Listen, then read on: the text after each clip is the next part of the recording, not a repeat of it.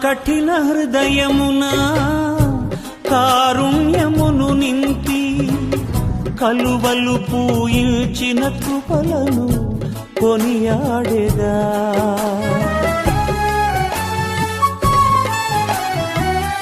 నా కఠిన హృదయమున కారుణ్యమును నింపి కలువలు పూయించిన కృపలను కొనియాడెదా.